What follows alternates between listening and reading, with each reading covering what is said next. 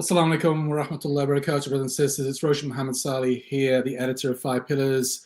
And here we are again in this live stream, this impromptu live stream sparked by today's historic and seismic attacks by the United States on Iranian nuclear sites. So today we're going to be talking it all through with loads of guests, with loads of questions. Please take part. Keep your comments coming in. We'll try and profile the best ones. We'll put it to our guests. I'll try to answer them. Dilly, Robert will try to answer them. But without further ado, brothers and sisters, we're going to get straight into it because this really is a historic day, and I hope you're going to play your part. Please share this live stream. If you have 20 friends and family on WhatsApp, just share the live stream with them. Let's get the numbers up, inshallah. Already we have about 200 people watching. Let's get up to that up to about 1,000, 2,000, 3,000, etc., etc. This is the only kind of Islamic live stream on this seismic news event that you will see today. Okay, brothers and sisters, before I get into it, let's bring up a graphic so I can visually talk you through what's happened today. So the US has conducted airstrikes on 3 nuclear sites in Iran early this morning. The Fordo site, which is the most important one, the Natanz site, as well as the Isfahan site. And in terms of the munitions that have been used, these are the munitions. I haven't got my glasses on, so I can't see that very clearly myself. But they use both. They struck from both the skies using B-2 bombers. As Trump said, all their payload was dispatched onto these nuclear sites, as well as, I believe, from the sea using Tomahawk missiles fired through submarines. And they say that there was no Iranian fire in response. But in response, Iran has lobbed more missiles into Israel, as they've been doing for the last 10 days, causing lots of damage and injuries this morning, but no deaths. Okay, let's have a look at what Donald Trump had to say, announcing the strikes on Iran.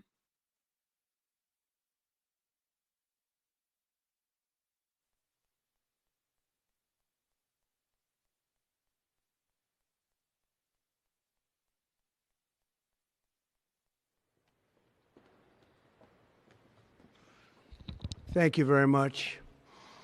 A short time ago, the U.S. military carried out massive precision strikes on the 3 key nuclear facilities in the Iranian regime: Fordo, Natanz, and Isfahan.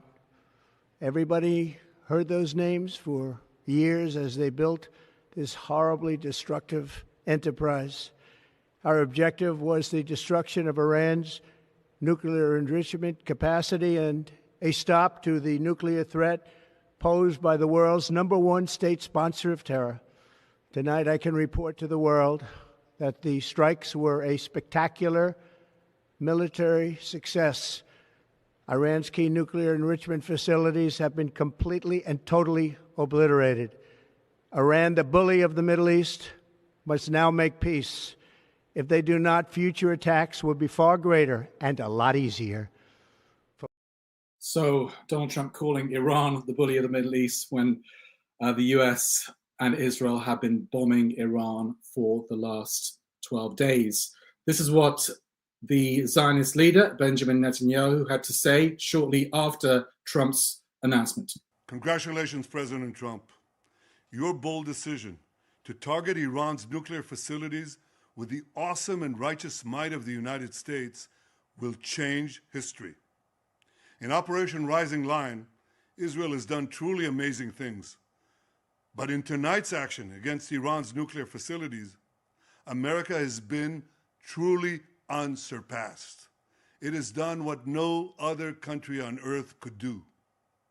History will record that President Trump acted to deny the world's most dangerous regime the world's most dangerous weapons.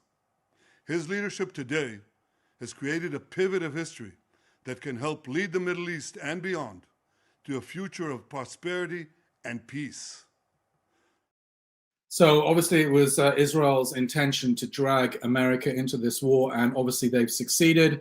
They couldn't destroy Iran's nuclear facilities by themselves. They just didn't have powerful enough weapons, and that is why they've tried to drag the United States into the war on their coattails. But I think there's a lot of speculation now that actually they were playing good cop, bad cop, and they were always in cahoots, always coordinating, and they always had this plan to bomb Iran.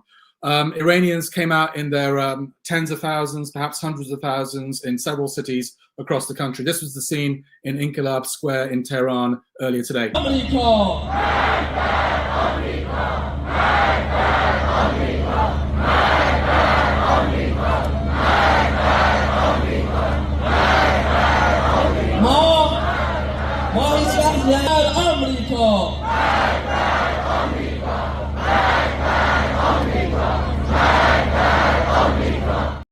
So shouts of death to America there and death to Israel as well, as is the custom when Iranians gather in big rallies.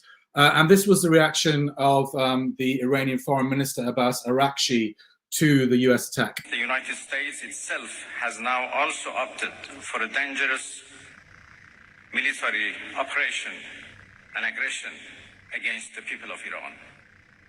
In doing so, the US administration holds sole and full responsibility for the consequences of its actions, including the Islamic Republic of Iran's right to self-defense under the principles of the United Charter.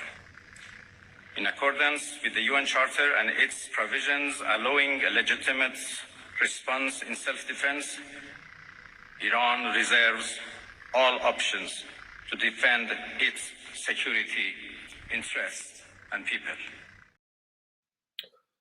Okay, so that was Abbas Araghchi saying that Iran reserves the right to respond. Let's see if they will respond, how they will respond, what the ramifications of that response will be. I'm going to bring on my colleague Kamal El-Shami from Beirut. Kamal, if you can get ready to come on just in a minute or two. I'm just going to go through a few comments maybe here. They're coming in too fast for me to even keep up. I think what I'll do actually is when other people are talking, I'll have a look at the comments properly because there is some swearing going on here. I don't want to bring up comments which may be offensive. Kamal, let's get you on, inshallah. So Kamal, Kamal is there in Beirut. He is our correspondent there in Beirut. How are you doing, brother? Assalamu alaikum warahmatullah. Alhamdulillah, everything's going well. Wa alaikum salam, Kamal. So Kamal, what's the atmosphere like there in Beirut? Obviously, you have a massive Iranian ally in the country, in Hezbollah. So I'm guessing they're making their views heard in Beirut at the moment. What are they saying? Not really. After the ceasefire in Lebanon, Hezbollah has been, experiencing a lot of wing cutting inside the country. Fortunately or unfortunately, according to whichever perspective, really. So they're really laying low at the moment. I mean, you can sense that there's an opinion that's being expressed and not spoken by the populace in Lebanon. Actually, two opinions. One is with Iran, the other one is neutral. It's against both, and it's a really confusing time that we're going through right now, especially in the Levantine area over here. Yeah. So there's mixed feelings there in Lebanon about these strikes. Some might be supporting them, maybe the Christian Maronites, and the Christian Maronites absolutely do support the strikes on Iran. Yeah, but they haven't really been vocal about it yet. They're focused more inside the country than outside. They're focused on Hezbollah. Everyone's scared of Hezbollah moving. Yeah. So Kamal, bring us up to date. I obviously went through the main headlines of today, but I haven't looked at the latest news. What else is going on? Yeah, Germany's top diplomat, its Foreign Minister John Wadephor, says Iran must engage in nuclear talks. Israel's emergency service says there were 24 killed in Iranian attacks as of late. And, as you said, there's been a huge protest in Tehran protesting the strikes. That's pretty much about it for... What about I heard that the Iranian parliament had voted to close the Straits of Hormuz. Did you hear about that? Yes, they did. They did, absolutely. It's a very, it's a very tight situation right now. They really can't be messing about.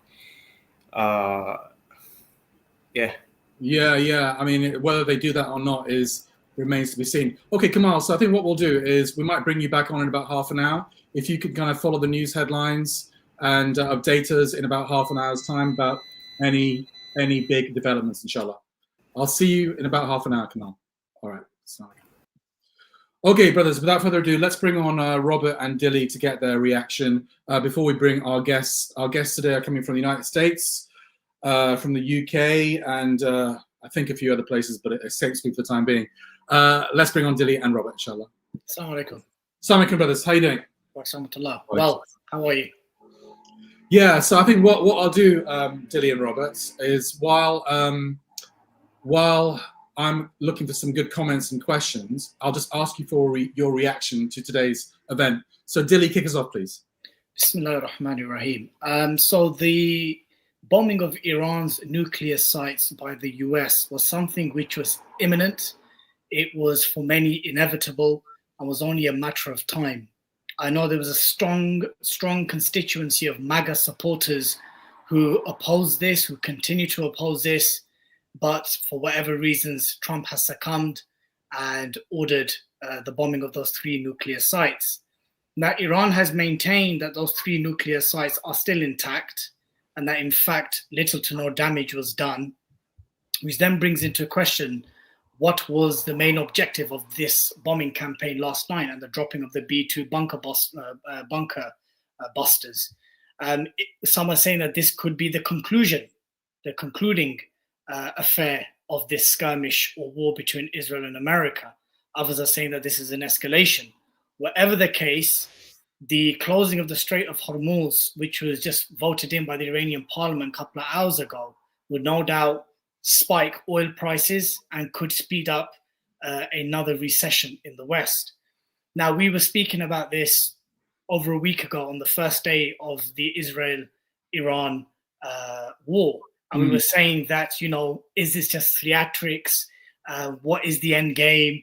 Is this just a case of, skirmish exchanges, no real damage on either side? That's what we were discussing less than a week ago. 8 days later, the death toll in Iran is more than 500. Israel claims more than 40 have died. I personally think that number is much higher. They're under military censorship. We must hammer this point home that literally they don't allow all the information to go into the public domain. So that's important. That they're probably underestimating their casualties, both dead and injured. Of course. And we know that there was a lot of criticisms towards Iran with regards to what are the strikes that you're aiming at? Is there any strategic precisional aiming at Israeli military infrastructure? And just 2 days ago, they had targeted an oil refinery in Tel Aviv, which is quite significant. They targeted a Mossad headquarters, which is quite significant. So personally, I am still trying to work this out because the nature of analysis and political analysis is that it's based on your reading of what's available to you, right? Yeah. There's one camp that still maintain that this is mere theatrics and that actually the real deal is going to happen once things have settled down. Then you've got the diametric opposition, which is like we're at the brink of World War III, especially if China and Russia get involved. But I don't see any movement from either China or Russia, actually. And you got those in the middle who are actually saying that, look, whilst we are not supporters of the Iranian leadership or the regime or any of its crimes committed in the region, what is very worrisome is that Israel, with the assistance of America, can bomb with impunity, without accountability. And I repeat what I said nearly a week ago. It's Iran today. It can be Turkey or Pakistan or Qatar tomorrow. And they've literally been tweeting. I'll ask you a question, because obviously you've been a critic of Iran in the past, well established. Still am. Have you been, I hate to use the word impressed, but have you been surprised by the Iranian response? Because they were always accused of theatrics, like Bibi is saying here. And, they would talk the talk but not walk the walk. But they have been relentlessly attacking Israel over the last 11 days with all the probably not at full pelts, but they've been killing Israelis and they've been causing a lot of damage, hitting military sites, injuring lots of people. It's gone beyond theatrics now, surely. It's not just fireworks, right? I mean, I wouldn't say I'm impressed, but to say that it's mere fireworks would be incorrect. Mm. What many would be saying that why did it take this long to do what they're doing?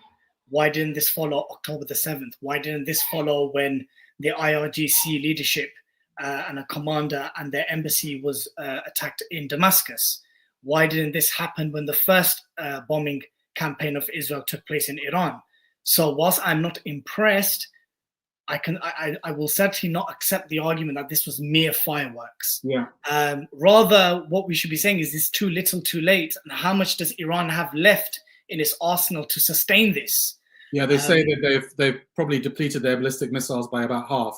So they might have like 1,500 ballistic missiles left. Can I say one thing before we carry on? Sure, brothers and sisters, there's Zionists in the comments. There's Zionists or Hindutva in the comments. They're accusing 5 pillars of corruption. Don't entertain this. Don't be distracted by these people. Rayan, if you can possibly ban these people. Ban all of them. Has he got... He's got the authority. If Rayhan's online, he'll ban them straight away. Just get them out of here. Brothers, don't be distracted by these people. It's BS, but quite frankly, we don't have time to respond to these allegations now. We're trying to do a show, and let's focus on the matter in hand.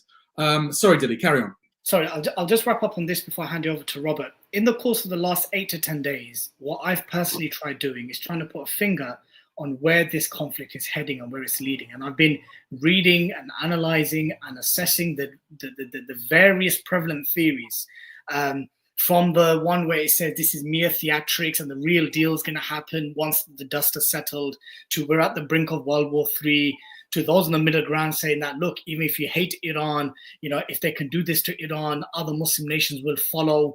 And the very fact that they're talking about invading and bombing Turkey, and they're talking about Pakistan, and they're talking about Qatar in the Israeli press and Israeli academics, that this is not a joke.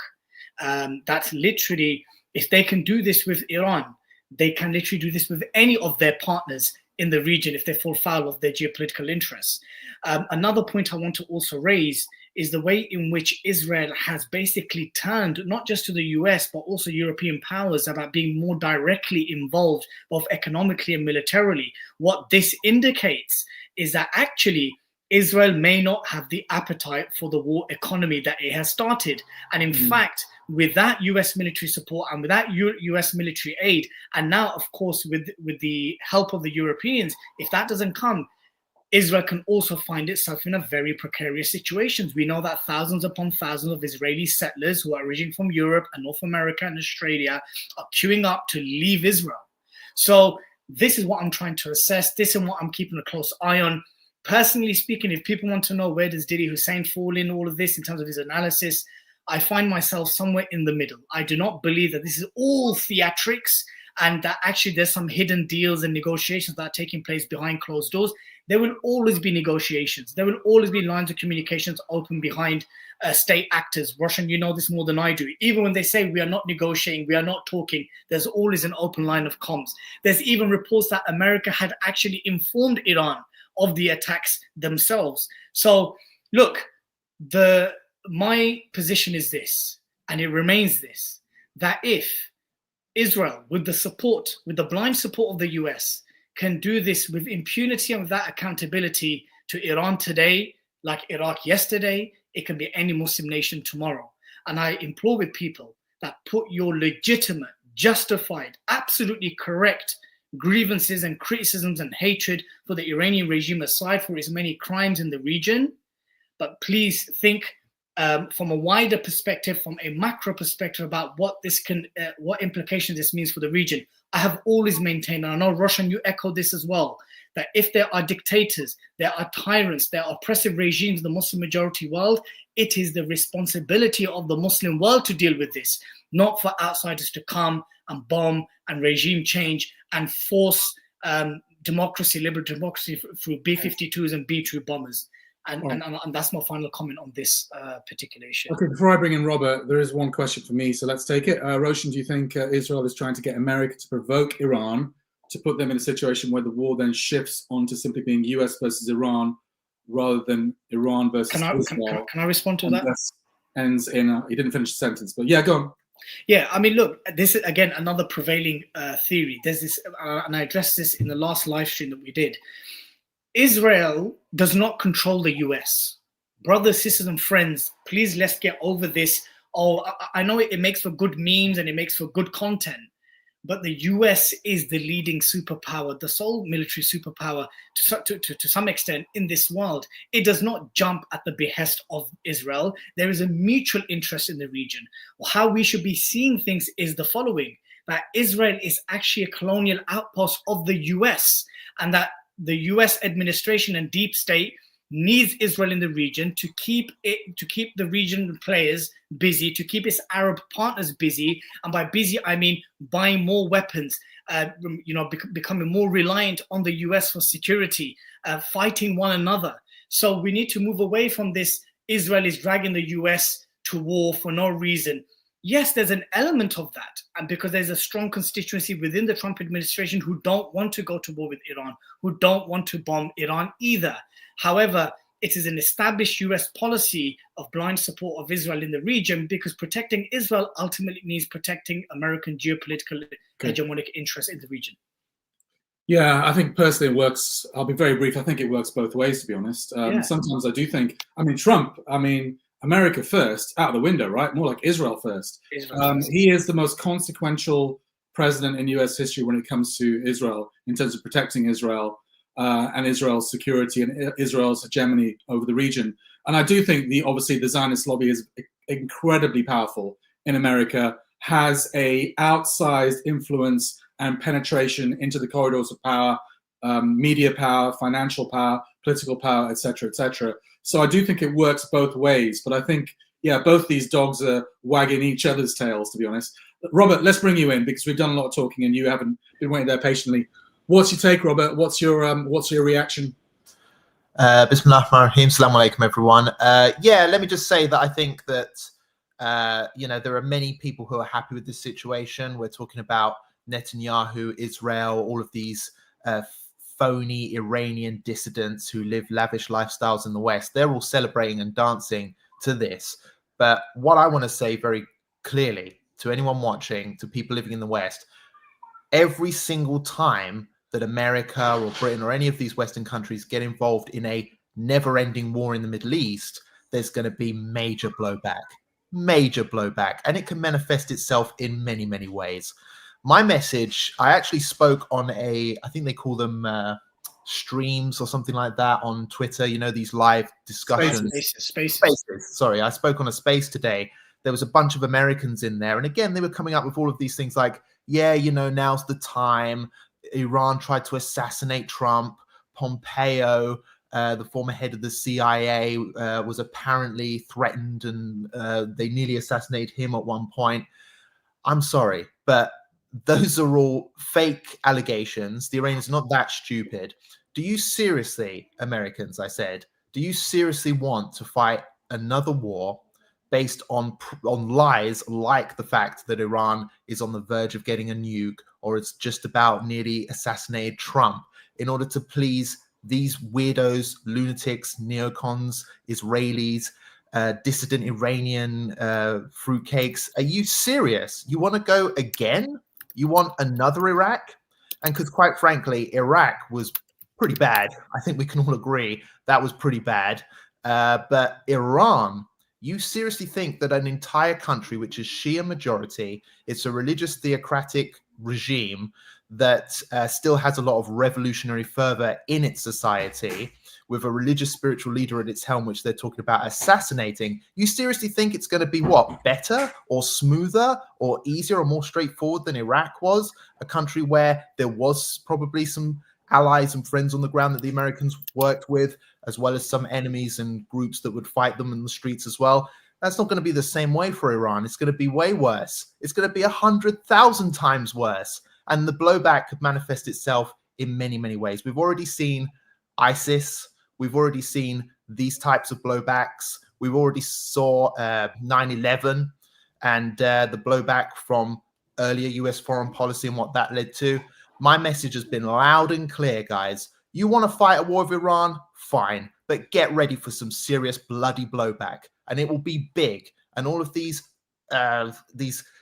vested interest populists and propagandists that are cheering this on, they're not going to be the ones fighting and dying. It's going to be Westerners and even us here in the UK. This is going to blow back on us too. You think Keir Starmer, did you see him when he was picking up Trump's papers, when he dropped them on the sidelines of the G7 summit? He was like, oh, Mr. President, let me pick up your papers. This guy won't even need to be told via phone call. Trump can send him a text message, get your ass over there and fight this war with us. And Starmer's going to go for it, baby. He's going to go, and we're going to be stuck in this same messy war.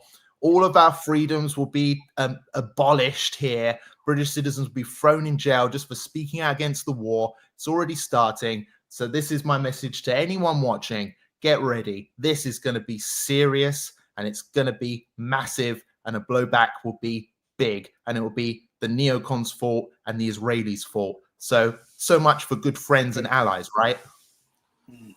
I'll just. We have lots of questions. All right, Dilly, just to let you know, we have lots of questions and some quite good ones as well. So, Dilly, briefly make your point, please.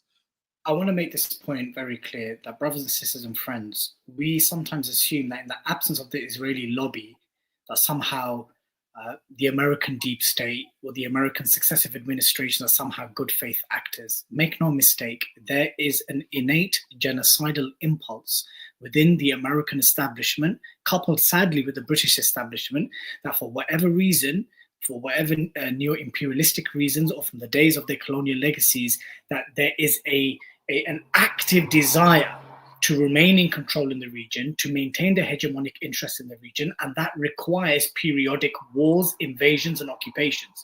So I do not want anyone to think that somehow if you remove Israel and the Israeli lobby out of the equation, that all of a sudden you're dealing with, good faith actors in the case of the American administration and its allies. That's certainly not the case. I'm just going to send you a message in the chat, Dilly. Yeah, let's go through a few comments. So Yakubi says, unfortunately, I doubt Iran could mount a serious response, even if they wanted to. Their airspace has been totally compromised. Yeah, this is something that Muslim countries really need to figure out, how to improve their air defenses, because the Americans and the Israelis seem to bomb at will. They do whatever they want, and they're literally flying over countries completely unopposed. I don't know whether any of you two want to come back on that really quickly before we go to the next one.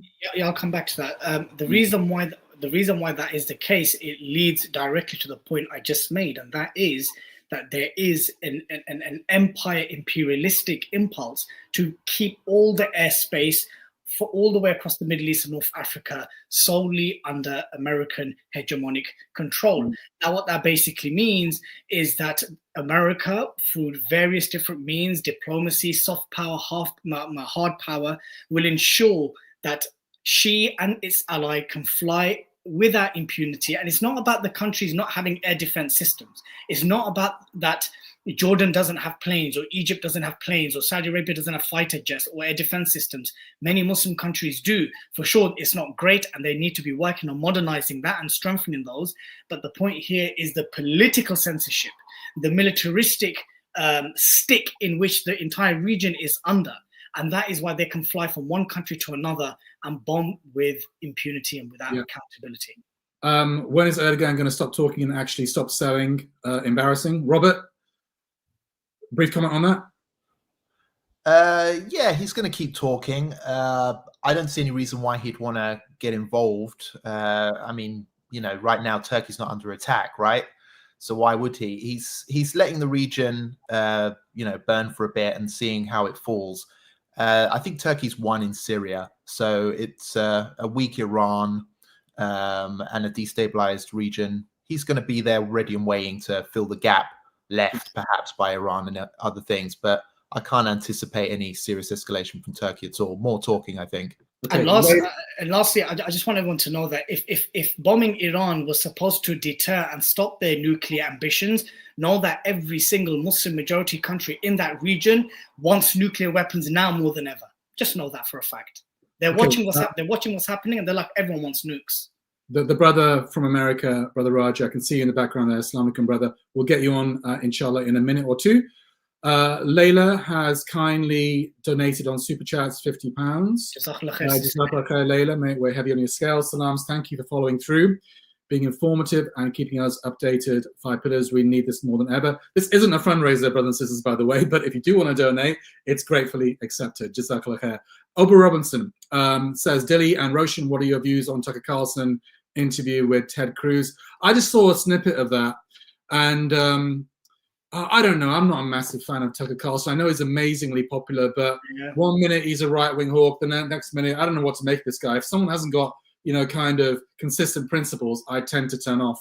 Look, this is the same Tucker Carlson who does some fantastic interviewing and journalism when it comes to holding to account the neocons and the hawks and the proper hardcore Israeli supporters in the U.S. administration. But this is the same Tucker Carlson who also spreads fake news and lies about the grooming gangs, about Muslim integration into Europe, and quite frankly, if push comes to shove, he will not hesitate to make the life of Muslims and people of color very difficult in the West. I want you to answer this, Dilly, again very briefly. There are rumors going around that a recent visit of Asim Munir about Pakistan giving up nuclear weapons in exchange for dollars. Or was it, what was that all about? So he went and had lunch with Donald Trump last week, and this is the first time the military leader of Pakistan has ever done that with a US president. Obviously, we know that the head of ISI and the head of the army are the two most important people in Pakistan, well above the heads of the civilian leadership. What's going on there? Did they do some dirty kind of deal? They were nominated for the Nobel Peace Prize yesterday, and now Trump's bombed Iran. Yeah, so I don't think giving up nuclear weapons in exchange for money is something Pakistan's willing to do. In fact, let's just wipe that off completely. The nuclear program, the nuclear weapons of Pakistan is an existential requirement, considering that it neighbors India. What would have been discussed, of course, is the sale and purchase of weapons from China. What would have been discussed is the recent skirmish between India and Pakistan and what that means for the region. What that would have entailed is how Pakistan could potentially help the US if they had any further military plans in Iran. Those things would have been discussed. But for Pakistan to give up its nuclear weapons for money, no way. Okay. Generals would be killed on the streets of Pakistan, hunted on the streets of Pakistan if they were to give up the nuclear weapons. The nuclear weapons of Pakistan is intrinsically linked to its existence and its survival in the region. And finally, and I have to answer this, a bit off topic, but how credible is it that Israelis are trying to get 5 Pillars banned, just like when Michael Gove tried to get you shut down? So this is relating to the broader jeopardies of British Jews who have been lobbying the government about 5 Pillars, as well as Professor David Miller, the Houthis, Palestine Action, etc., etc. Look, I mean, as far as I'm concerned, there's no grounds to ban 5 Pillars. We operate within the law, and of course we're controversial. Of course we're very outspoken, but we're completely peaceful. And I mean, shutting down 5 Pillars would be the most egregious kind of attack on freedom of speech and journalism, perhaps in the history of the United Kingdom, or the modern history of the United Kingdom. Your thoughts, Dilly? It'd be absolutely bonkers for them to ban 5 Pillars, considering that we've never incited violence or hatred towards any particular group or people, considering that we've never supported any prescribed group of material or otherwise. But the concerning reality is that the goalposts can be shifted, new precedents can be set, and quite frankly, governments and establishments don't need reasons to shut down media outlets. But as it stands right now, I don't see it happening. Because we're journalists, we are trained journalists, we're NCTJ trained, we're trade union members, we work and operate within the very same framework that every other journalist in this country operates within. If espousing certain views and certain worldviews is a problem for the establishment, then so be it. Then debate the ideas. Don't purport to be champions of free speech and then seek to censor at every given corner, especially at the behest of a foreign entity like Israel. Okay, let's get the brother on who's been waiting very patiently in the background. I think Brother Raja is there from New York. Assalamu alaikum, Brother Raja. You're on mute, Habib. You're on mute, brother. Assalamu alaikum. How's it going? Alhamdulillah. Raja, how are you, bro? Alhamdulillah, all good. Where are you calling in from today, brother? From New York. From New York. Brother, let me introduce you first of all to our audience, and then I might get Dilly and Robert to chat with you a little bit, because I'm going to go through the comments to look to see if there are any good questions. So Raja Abdul Haq is a Palestinian political organizer and researcher, Palestinian American. Raja is a co-founder of the Quds Network, which I follow all the time online, and a former executive director of Islamic Leadership Council of New York. Raja has a master's degree in political science from Brooklyn College. So, brother, I'll let you chat with Dilly and Robert. Take it away, brothers. Raja, Habibi, Assalamu alaikum. Alaikum salam, Sheikh. How are you? How are you, Habibi? Okay, how's things? Alhamdulillah, all's good. Allah bless you all for the great work you do. Ameen, Jazakallah khair. And you, Raja, there's one thing I want to just get out of the way, and I know it's something you've tweeted and posted on Facebook. It's this notion that Israel controls the US, and that everything the US does or successive administrations have done in terms of their foreign policy has been entirely at the behest of the US, and that somehow the US has no agency or no interest in the region to carry out the said wars, the said backing of regimes, the said destabilization. Please, can you address this, please? Yeah, sure. Jazakumullah khair. Assalamu alaikum, everybody. Would you like the short answer or the long answer? Somewhere in between. Okay. So somewhere in between, we have to think about this from two perspectives. The first perspective is the relationship between Jewish tradition and European persecution for Jews in Europe for hundreds of years, as we all know. The Holocaust was not an incidental event where it came or happened out of nowhere. It was something that many scholars said that, by scholars I mean political scientists, sociologists, and historians, that argued that genocide was eventually is going to happen because of how modernity was progressing, because of how Europe was dealing with Jews as not even a second-class citizen. They were dealing with them as not even human beings. And this is similar, and we've seen this in America, specifically what we know as slavery in the US, where Black individuals, Black people are seen as beings, but not human beings, closer to animals than they are closer to people. So technically, they were used as a client. Many historians call Jews in Europe as client Jew, meaning that someone who is only utilized and is only used by white supremacy, by people in power, only to benefit them. And many of us know the stories of the core Jew and how Christians, when they wanted to bypass interest issues, they use Jews, just like Americans nowadays, unfortunately, look at Mexicans in a racist way, that Mexicans can do the quote unquote the dirty work that white people don't want to do.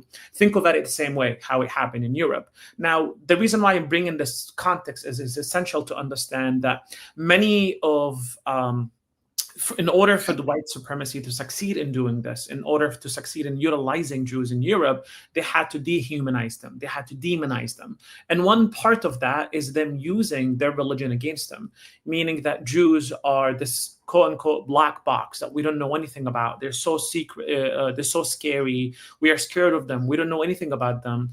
And started spreading the propaganda. They're controlling things and controlling banks and controlling how politics function. These anti-Semitic tropes that have been developed throughout history have led to what we are witnessing today in two parts. Number one, when we think about how Israel came about in the context of how Europeans wanted to get rid of Jewish problem from Europe, as we all know, even before the Holocaust. And we all know the Andalus Spanish Inquisition and how Jews and Muslims were persecuted and tortured all the way to 1492. From 1492 all the way to the Holocaust, Jews were persecuted in Europe. So there was always a Jewish problem that Europe wanted to get rid of. And because of that, Zionism was created. Zionism was created in the late 19th century as a response to European persecution of Jews in Europe. In their perspective, we as Jews don't feel that we belong in Europe, and we need to find our own safe haven to protect us from persecution and protect us from oppression. But unfortunately, the Zionist leaders who created the Zionist movement learned nothing but everything from European colonizers. Learned nothing that oppression is not good, realizing that the only way for them to survive is to repeat the colonial, racist, and oppressive regimes that existed around the world. And for them, they embraced the concept of European colonialism that created in Palestine. And since then, since the creation of the State of Israel, and of course before it, Zionist leaders have always sought guidance and support and sponsorship from what we know. If you study colonialism and the colonialism, we have the concept of the metropolitan, right? The metropolis. Like when so-called Great Britain used to colonize India, all the benefits of that land used to go back to the metropolitan. They used to go back to the quote-unquote homeland, go back to UK, go back to London to benefit from that colonialism. Israel doesn't have that mindset, doesn't have a mindset of metropolitan because it's a colonial project. The idea behind it is to erase the natives of that land and replace them with new settlers. Now, this reality created a problem. The problem is if we are not loyal to a metropolitan, if we don't, and we cannot send all the benefit to the metropolitan, who's going to be sponsoring us? Because the metropolitan is not going to support us for free, right? In order for the metropolitan and metropolis to support the colonial project, it needs to benefit from it. When so-called Great Britain back in the day used to invade and occupy and colonize India, they were benefiting from it. And many scholars call it the empire on the cheap, meaning that the colonization of India was very cheap, was almost technically, was the surplus was actually benefit. It was costing them way less than the benefit from it, both materially and militaristically, economically, etc. So for Zionism, they realized that they need the support of the West. And this is why we came up with the idea of the Balfour Declaration. In 1917, Arthur Balfour, who was what we know as like the foreign minister of England, he created the concept of promising this new settler colonial project a place in Palestine to establish their Jewish homeland. Since then, Israel have been dependent on the West to survive. Otherwise, one nation, small, tiny nation, cannot compete with 20-something Arab nations and 50 over Muslim nations in the region. They needed the support of the West. And since then, they've been heavily reliant and dependent on the West, specifically starting with so-called Great Britain, all the way to France, all the way later on to America.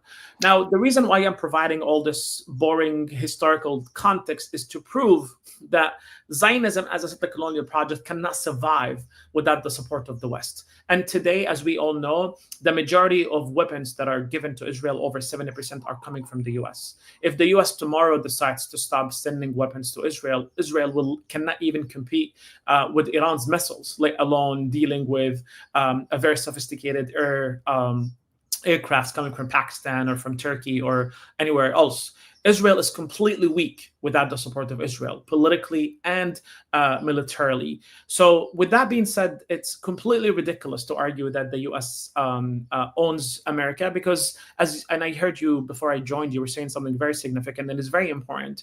Let's take, for example, the history of America before Israel was even created or before the lobby in America was this powerful. What was the US doing before then? Let's go back in a history lesson. 1492, genocide against millions of the natives of this land. After that, slavery of millions of people from Africa. And we know slavery is not just, taking people and stealing them and sending them on ships to America. You have to destroy the culture, the civilization, the language, the religion. You gotta commit to a massive level of genocide against blacks and their consciousness and subconsciousness and their history and civilizations.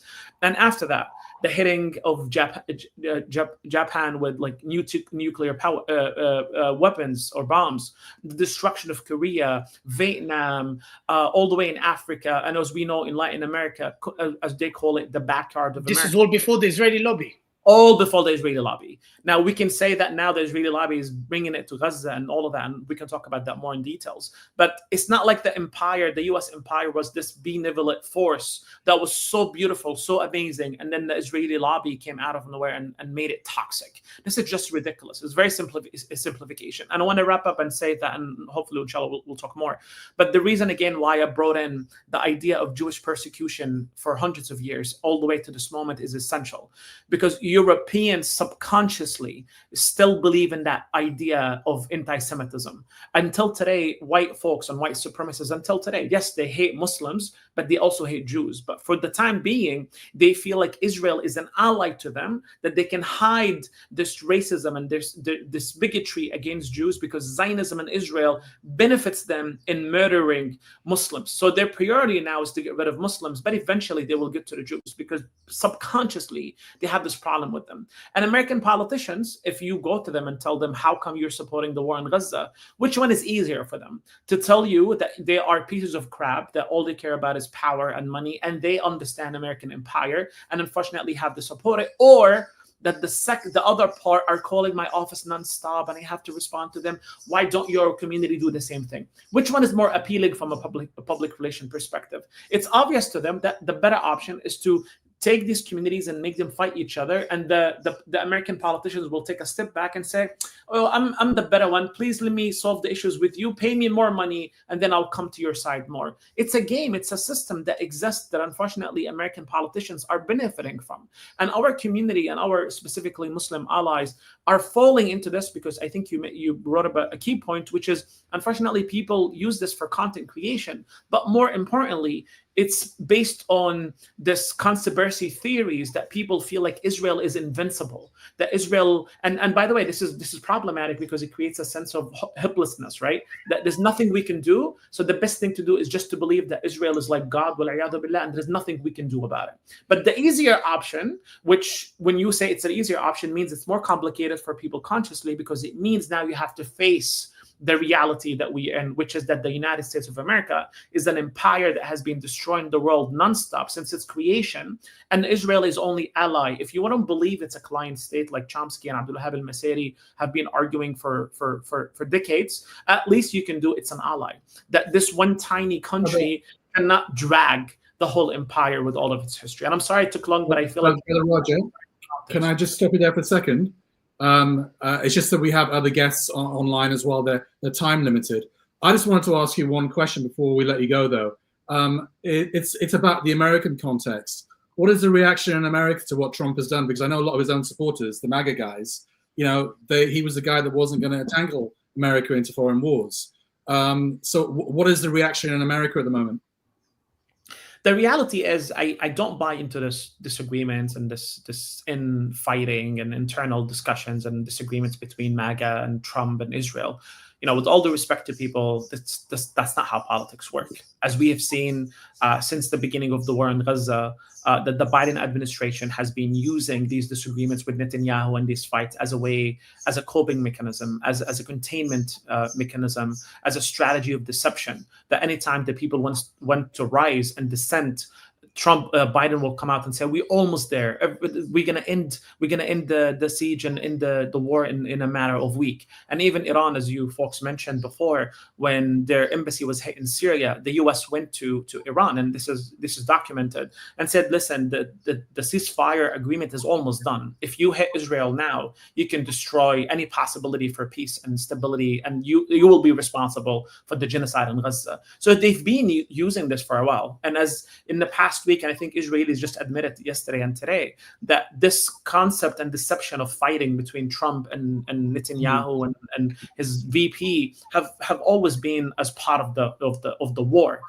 As we've seen, and I shared this earlier yesterday, that ABC News have admitted that the training and the exercise for this bombing that took place in Iran have been practiced last year with the Biden administration. Now, why would America, that many people argue, as Dilly was saying, that Netanyahu was successful in fooling Trump and all that nonsense, drag him into this war? Why would America train for this attack on the Fordo site last year if Trump was forced to join the war today? That means that this is all part of the plan. And I want to say by saying, and I will go back quickly to the disagreements in America itself, I want to say that since October 7, the US and Israel have come together and put a plan forward, realizing that the way of containing the resistance in the Middle East, like Israel have been doing for the past couple of decades, is not working anymore. If Gaza, with all its limited resources, while facing a blockade for 20 years, was able to cause much damage to Israel, imagine what Hezbollah and Iran can do to Israel. In their perspective, it's time to annihilate the resistance forces in the region. It's not enough that we contain Iran. It's not enough that we contain Hezbollah, because potentially these people can come and bring in so much harm. And I want you to think about it from an American perspective and not Israeli perspective. From an Israeli perspective, we understand why this is important to them. But to Americans' perspective, as we all know, America wants to go to China, wants to focus on China, wants to make more deals with India, wants to open the economic corridor between India all the way to Europe and America to undermine China. Now, if and Obama has started this and kicked off this conversation. Obama's perspective was, I need to bring in quote unquote peace in the region to stabilize the region so I can focus on China. All of my resources will be sent to China, because you have to move the Pentagon, you have to move the think tanks, you have to move all the institutions and the bureaucrats, all of them, all of these political analysis, that simple, to start thinking about China and not the Middle East. Trump followed that strategy by doing the Abrahamic Accords, right? Trying to undermine the Palestinian cause, and which is the moving vehicle for so quote unquote stability in the region. But eventually, October 7 distorted all of their plans and all of their ideas or vision for the region. So to them, at this point, they realized that I cannot. And this is existential problem for America to continue its interest to undermine China if the Middle East is on fire. If the Middle East on fire, this will benefit only one person or only one party versus America, which is China. Because China can be powerful. They will continue to get their oil. They will continue to grow. And America is busy protecting Israel. And America will be busy in the region. So from Americans' perspective, it's very essential for the region to be stable. And the only way for the region to be stable is to annihilate these forces once and for all. So that way the region is in order. They're following orders. And now I can go to China. So when I say, and these people talk about disagreements between Trump and MAGA and all of that nonsense, in my humble opinion, I think it's nonsense, as I mentioned, for the reasons that I just mentioned. But also, we have to understand that subconsciously, Western mindset doesn't see us as human beings. They don't see brown people as human beings. I'm not just Muslims. They don't see anybody in the North-South as a human being that is worthy of being, for their lives to be respected, appreciated, and to be part and parcel of the international order. To them, we must be subjugated to their order. So to them, they're not going to be fighting with Trump over Muslims and brown people that are falling everywhere. What matters to them is how much benefit are they going to be gaining themselves. And I want to tell you that America in general, a lot of people unfortunately think America is a democracy. It's the farthest of the modern nation states away from democracy. America is, as we all know, is a state that is run by multinational corporations, right? It's run by the concept of special interest groups that are buying politicians and buying policies that are in favor of these multinational corporations. It's a private sector mafia. It's absolutely a mafia, but also a mafia that benefits the empire. They're both aligned in line. And the best example of thinking about this for people specifically in the UK, what was the relationship between so-called Great Britain colonialism and oil trade in China, oil trade in Iran? What about the Indian trade private company that existed back during the colonialism? What was the name of that company? East India Trade. Exactly. So that private company relationship with empire has always existed, which is the same thing today in America. So the average Joe, average American, the regular people in America have zero impact in policy making in the U.S. There has been a lot of studies about this. There has been studies in the early 2000s about taking thousands of data points since the 50s until today and running it against databases. And one of the professors called Page, it was published a few years ago, that did a lot of quantitative data, approved that average people have zero interest in policy making.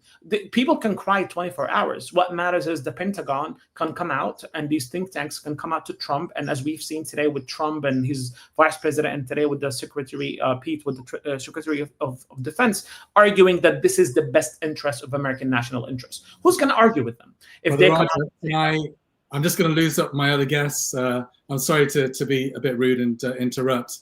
Jazakallah khair for sharing your knowledge with us today. I really appreciate you coming on today. Thank you very much. Sorry. Gilly, do you want to take a break as well? Yeah, sure. And get you back maybe in about 20 minutes or so? Sure. I'll handle the next segment and inshallah we'll conclude together. Sure. All right. Assalamu alaikum. So. Okay, let me just remove Dilly from the screen. I'll get Robert back on actually for this, and he can take some of the weight off me while I look through the comments. Let's get the two guests on, and we'll introduce them. So Maksud Javidov is Salam alaikum, Maksud.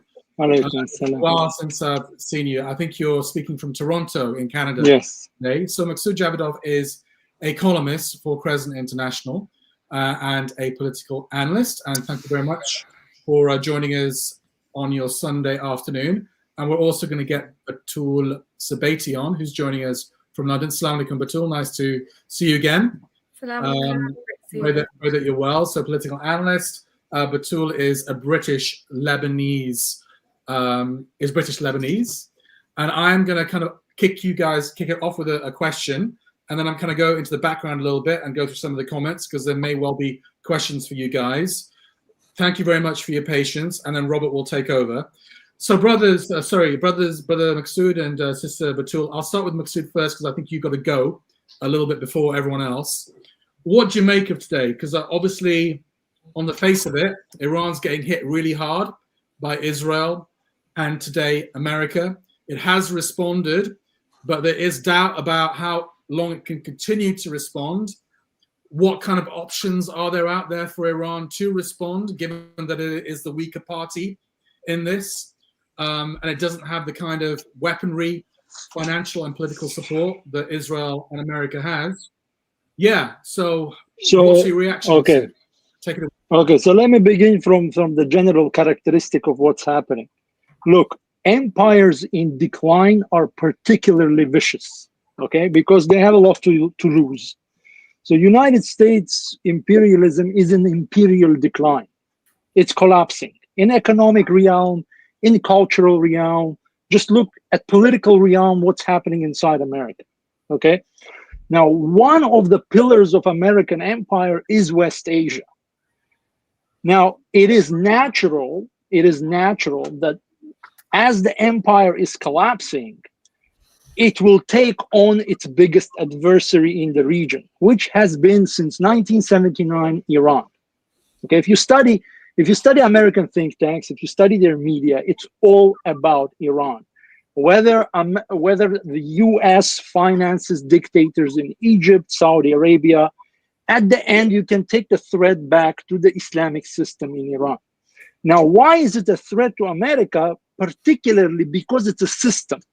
It's not an organization. It is not some sort of like a spiritual movement. It's a state system, and the state system to this day remains the most powerful player in global affairs. So naturally, as American imperialism is collapsing, they're going to take Iran on. Now, what about now regarding the attacks and so on? These are optics of war. Okay, just to remind everyone, just to put it in a more realistic perspective, when the Russian war with the United States inside Ukraine began, we all remember that, you know, the propaganda of NATO regimes was telling us basically Russia is done.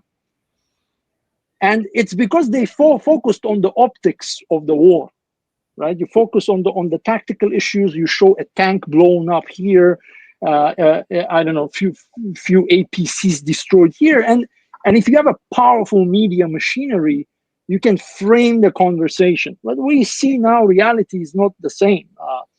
The NATO is suffering a geopolitical defeat in Ukraine. So it's what's happening now in West Asia is part of a much bigger process. Now, how will Iran respond? There is a big conversation about this. Again, Islamic Iran is a system. It's a system that is organically rooted in its society. So they don't make decisions like this. They are going to weigh it out because, again, it's quite evident now. It's a do or die moment for the region. If Iran falls, okay, it's going to be terrible, even for the lakeys of the Zionist regime. Even those dictatorships now, they understand that, look, if Iran falls, they don't really have an insurance card. it's not because they support Iran or they agree with Iran. It's just that they want to have some sort of an autonomy. So in the grander scheme of things, actually, the Americans and the Israelis shot themselves in the foot. I mean, 2 weeks ago, nobody could imagine that Islamic Iran will turn into a global hero. I mean, just look at the conversations of people in your immediate social circle, on social media. Everybody is suddenly pro-Islamic revolution. So in the long run, they plan and God plans.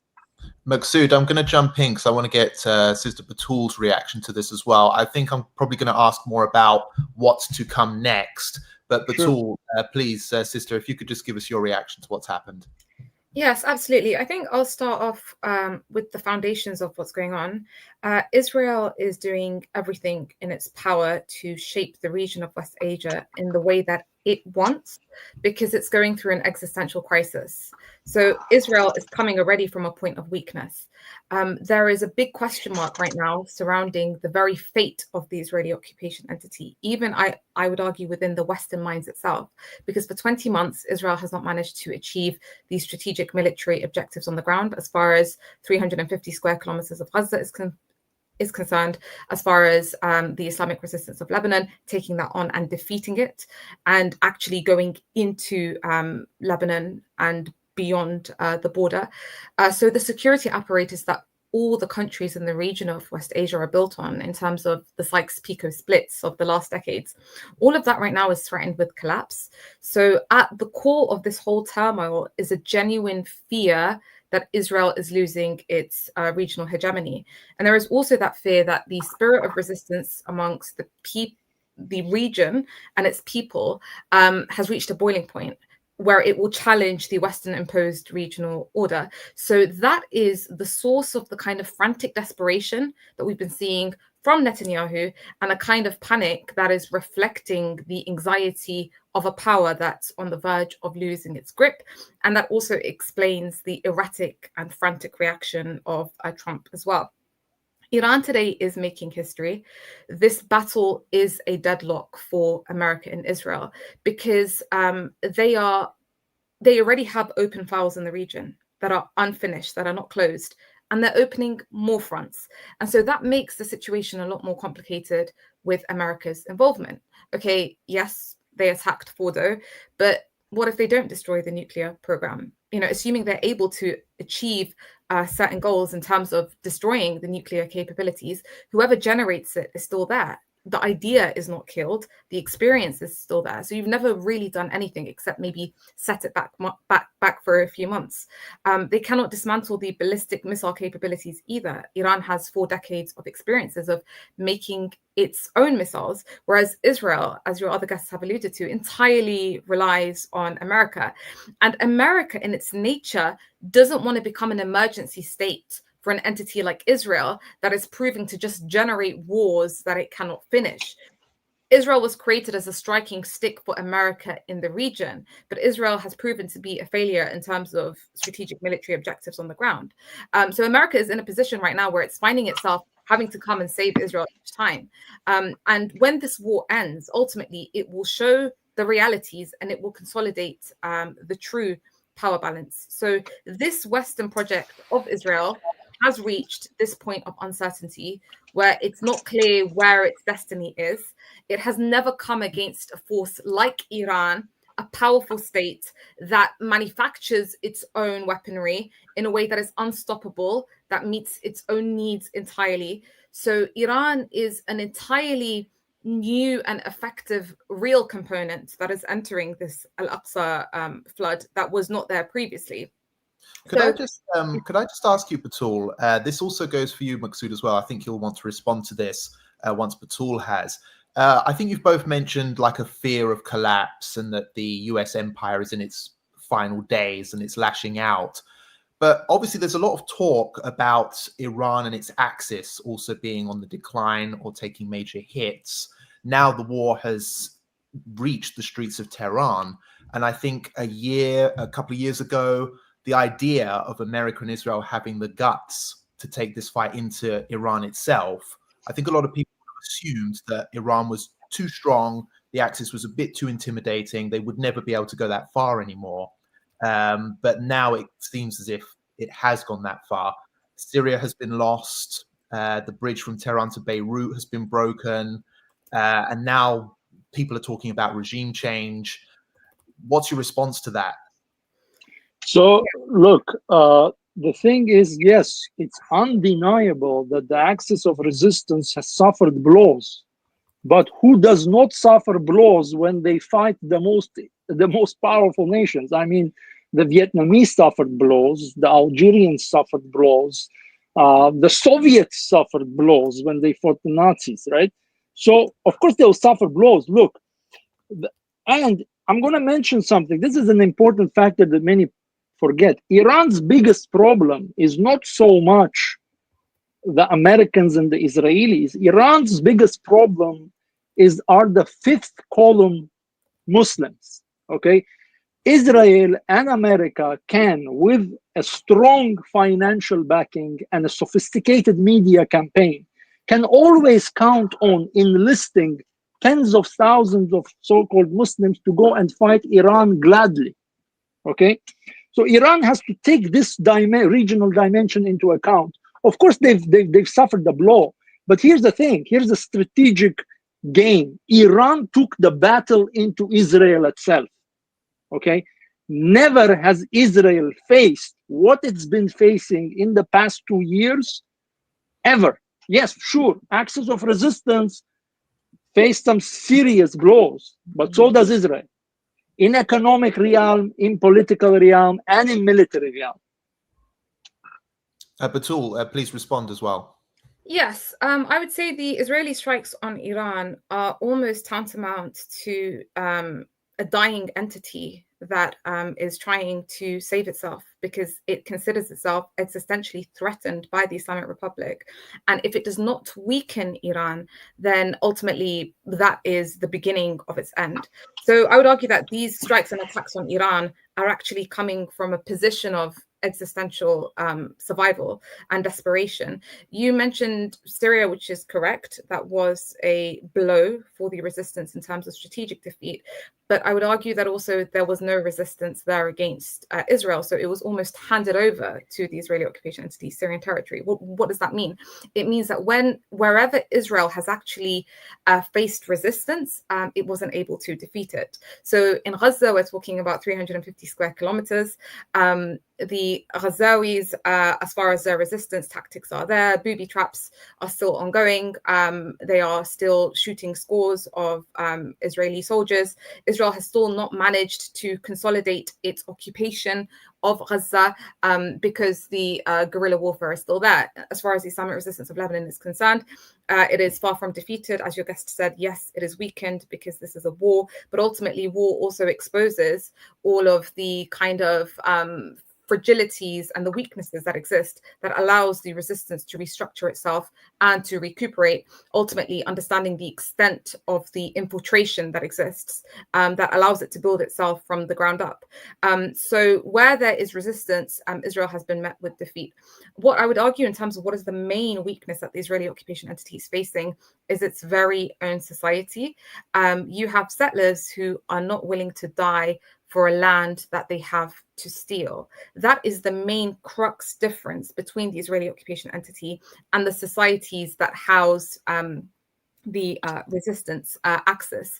So as far as the settlers are concerned, I remember the former Secretary General of the Islamic Resistance of Lebanon mentioning when they asked him, what does the idea of liberation look like to you?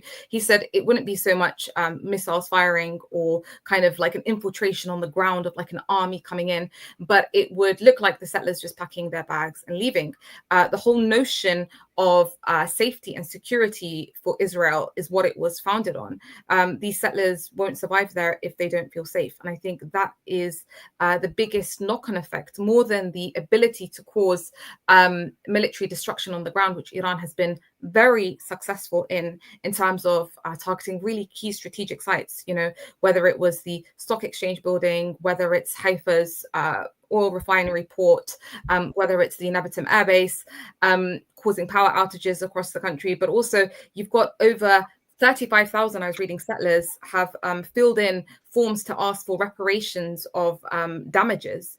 You have thousands who have been injured as a result of the Iranian retaliatory strikes.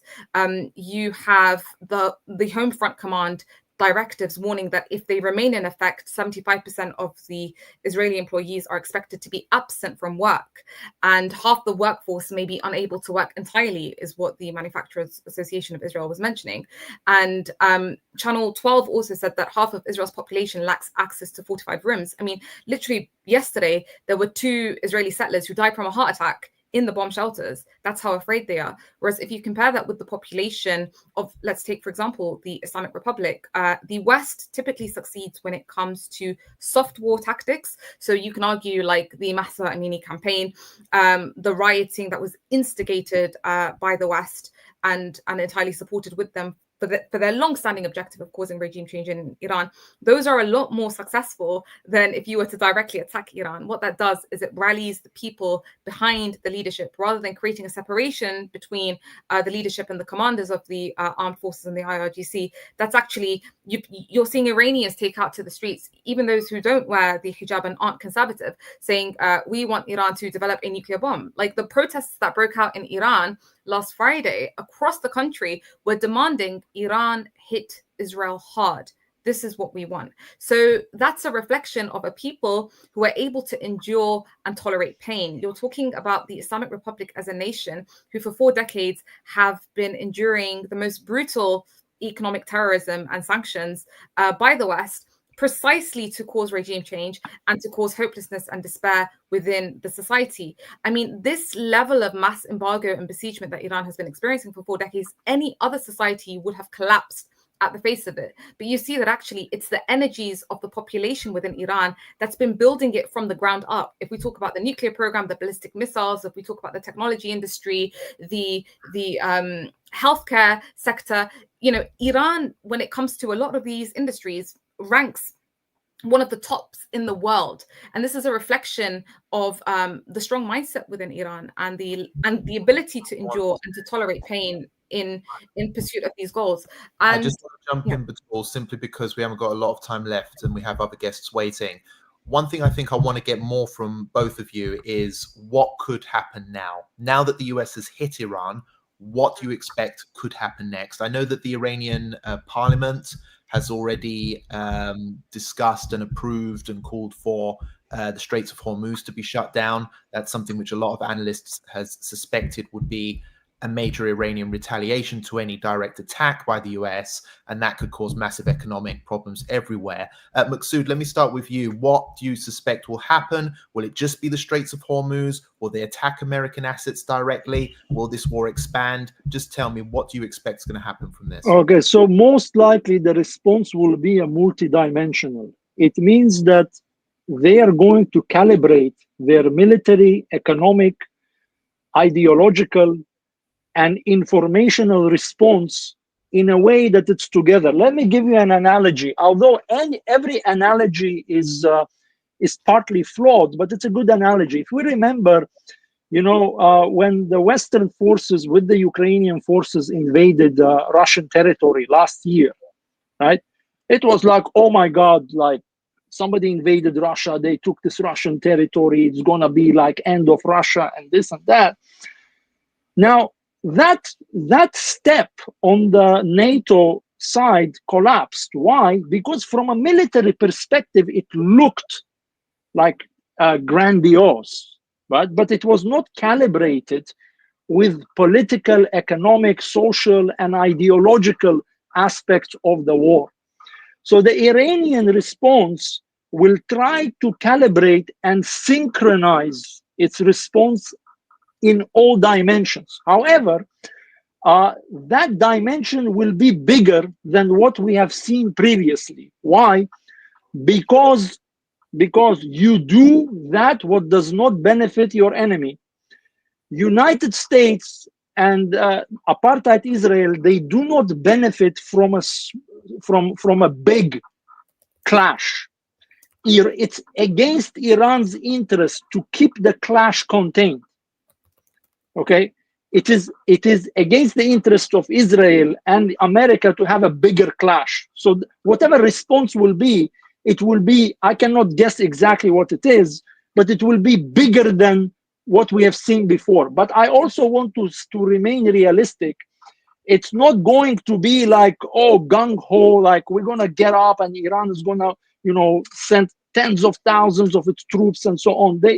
That's not how an Islamic system in Iran works. And that's part of the reason why Israel and America see it as a danger, because it's a system. It's not a militia. Sure. So not World War III, you're predicting, basically, Maksud.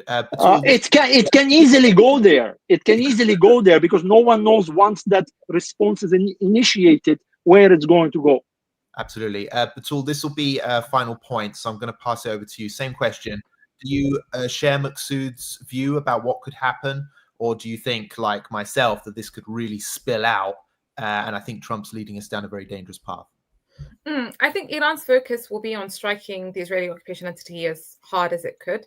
And so far, it has proven to strike it in a way that hurts, to the point where I believe if Israel anticipated that Iran would strike this hard, I don't think it would have had the guts to hit Iran. But it's too early for Israel, if you will, to give up and to raise that white flag in the same way that it took, just 2 months and a half for Netanyahu to call and ask for a ceasefire with the Islamic Resistance of Lebanon.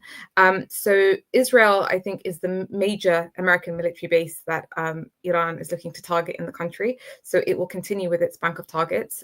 We've been seeing the classical attrition warfare play out with Iran and Israel really losing on the ground. So Iran's main strategy is to bleed the Israeli defenses dry. Israel spends an estimated $280 million per day just on its missile defenses.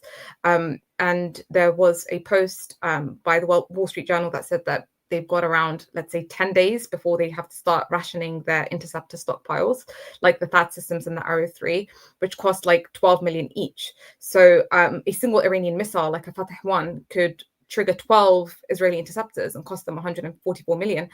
So you're talking about really bleeding the assets as far as they're concerned. So Iran takes that very slow approach. And that's something one of the commanders of the IRGC, Mohsen Barzai, mentioned. He said that any ceasefire that's implemented now will lead to a renewed war. So we don't want to allow the enemy, which is in a weak position, to revive itself with such a ceasefire. So Israel could be the one to start the war, but it's not necessarily the one to end it. So yes, I would say Trump achieved a kind of symbolic victory with the bombing of Iran's nuclear sites. But in reality, Trump is trying in every way to lead Iran towards surrender. That was Trump's open stated goal. The objective from everything happening with Iran right now is to get it to surrender. So if Iran does not surrender after the bombing of these 3 nuclear sites, then I believe that Trump will try a higher dose until it gets to that point of surrender. America pushed Israel to the fore of bombing Iran. It's not like Israel went against America. This happened with America's full green lighting.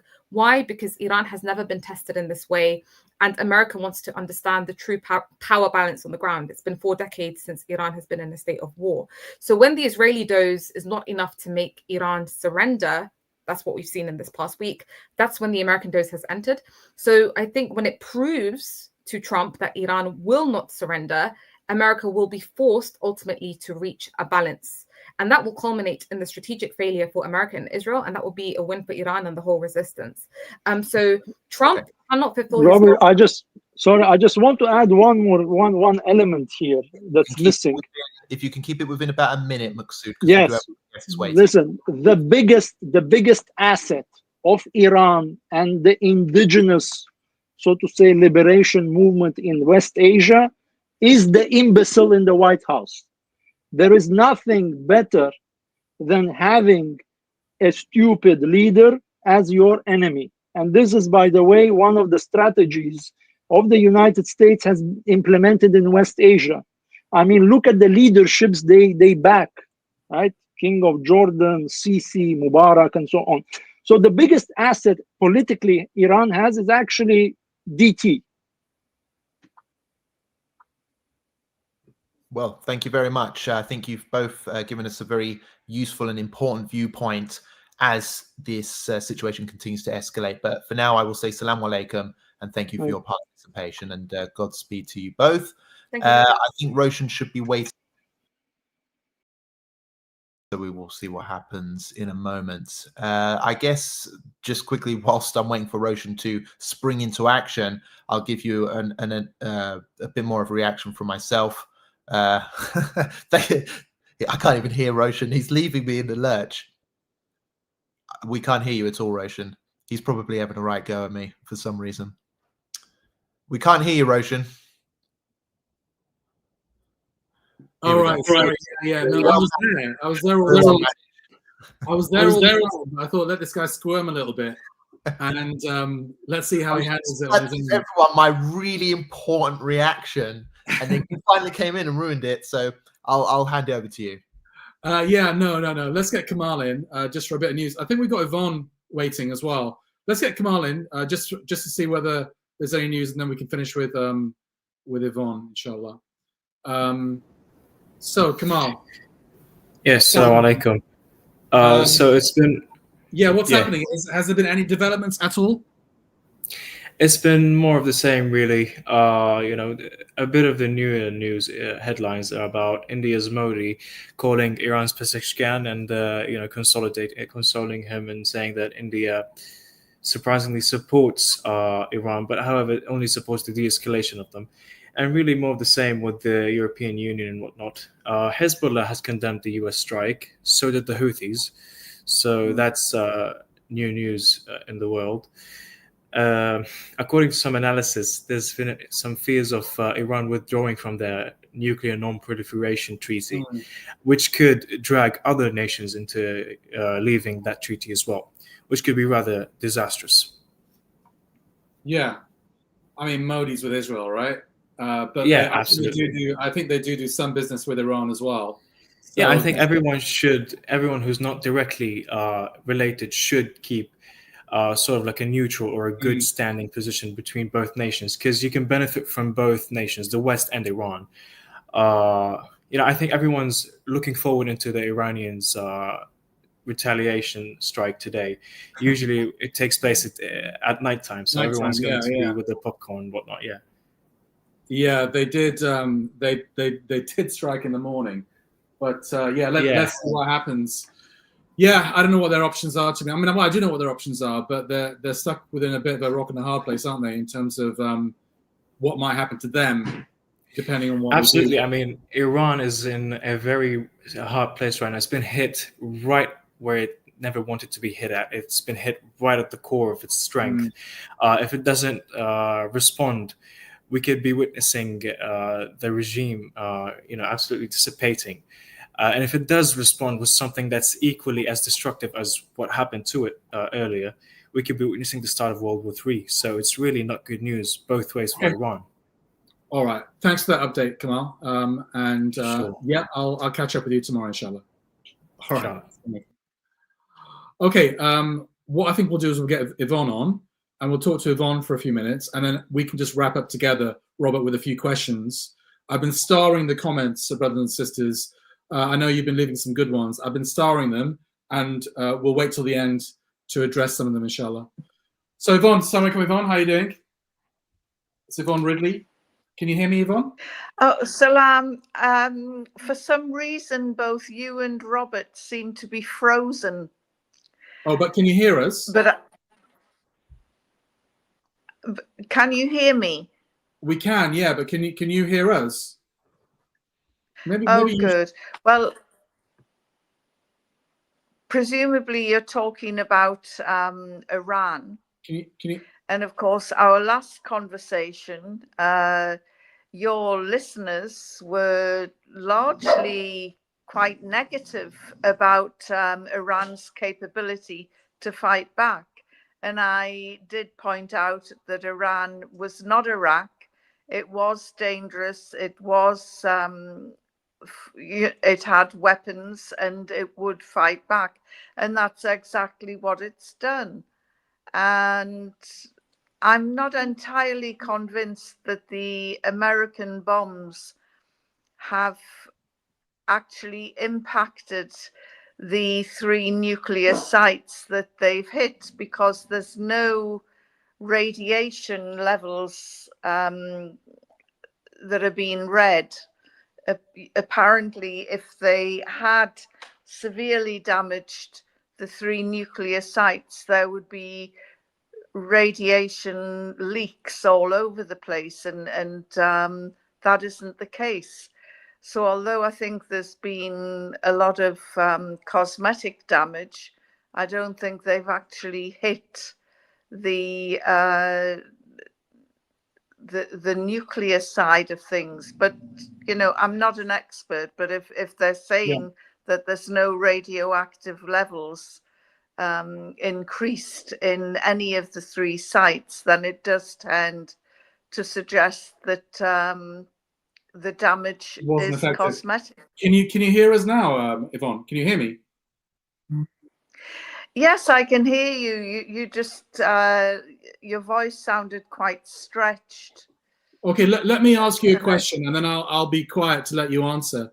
So, Yvonne, I remember the last time we spoke, you said that what you're taking out of this is that the Zionist regime is in its last days. Do you still believe that? No, I didn't get the question. Oh, right. Okay. All right, Yvonne. It might be difficult having this conversation if you can't hear us. So, unfortunately, I might have to say goodbye to you. Can you hear? You can hear now or not? Yes, I can hear. Why don't you rejoin? Just rejoin, and inshallah, let's give it a second go. All right. While Yvonne is trying to rejoin, I just wanted to ask her 1 or 2 questions. But yeah, it's difficult having a conversation with her if she can't hear us or see us. Yeah, what was that amazing point that you were going to make before I interrupted you? Just make it now. You got a minute. Well, I think that this attack on Iran, whether you like Iran or not, it proves that what we've known for quite some time here at 5 Pillars, that it's America, not Iran, that is the greatest state sponsor of terrorism on the planet today. The attack was totally illegal. Trump went ahead without any support from the American political establishment or its people. He said that there would be 2 weeks before he made up his decision, maybe give diplomacy a chance within that time to pressure the Iranians to talk.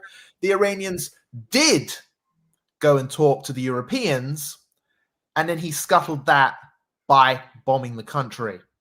And prior to that, the Iranians were already talking indirectly to the United States on this issue, and the Israelis scuttled that by bombing Iran. So the fact is that whether you like the Iranians or not, they have been giving diplomacy a try. They have been trying to find a diplomatic way out of the escalation, this situation that exists in the Middle East. And I don't believe that Iran tried to assassinate Trump or was on the verge of getting a nuclear bomb within a couple of days. I think that this is more weapons of mass destruction's lies that is being used to justify another never-ending war in the Middle East that will please no one except the neocons, the Israelis, and these weirdo Iranian dissidents that block up streets in central London week in and week out, waving their weird flags and chanting their weirdo chants. These people are not going to fight that fight, okay? It's going to be Westerners who fight and die in this war, and the blowback could manifest itself in a number of very bloody ways. So don't tell me that Muslims didn't warn the West when the next ISIS springs up in a destabilized Iran or Iraq, okay? Because Muslims have been bloody warning the West for a very long time, and they're warning them right now. What you're doing is insane, it's illegal, and it's bloody stupid. So don't come complaining to me and blaming, oh, Islam has a problem with terrorism the next time some fanatic Shia who reacts violently when they assassinate the supreme leader and their most important spiritual leader in an illegal assassination attack in a war that never needed to happen. Okay? That's my reaction, Roshan. Okay, thanks. Can you hear us, Yvonne? Can you hear us and see us? Yes, I can hear you. All right, let me just ask you one question, because I think we can hear you clearly, we can see you clearly, it's all perfect, but I just think the connection from your side is a little bit difficult. Let me ask you one question, and I'll just give you the space to respond. So yeah, the last time we spoke, you said that what you were taking out of all this was that Israel's days are numbered and the Zionist entity was coming to an end. Now, I think when you watch the mainstream media, everyone is saying that Israel's sitting pretty. And now they've got America, basically, America's got their back, perhaps destroyed Iran's nuclear facilities, secured Israel's strategic position for decades and more to come. So do you still believe that Israel's days are numbered? Yes, I stand by what I said. And not only do I believe it, but a lot of Israelis believe it as well, because they're desperate to get out of the country and they can't. The airports are shut down. Some of them are paying £300 for a boat to sail across to Cyprus. And they are the new boat people. They're rocking up on at Cyprus and they are wanting to just escape Israel. Now, this is very interesting because, as you know, Trump was saying that he was going to turn Gaza into a Riviera of the Arab world, and he said he was going to clear out all of the Palestinians first. And those Palestinians have an affinity with the land. And they said, we are not moving. They've been bombed, they've been starved, they've been denied water. There is still no end in sight for them. And yet they are clinging to the land because they love their country so much. And there is Israel, they get a few bombs and the Israelis are whoosh, we want to get out. They've got bomb shelters. They've, yes, no one wants to be bombed, but they have no affinity with the land. They just want to get the hell out. They've put so much pressure on Britain that Britain is sending over planes to take them back to the UK.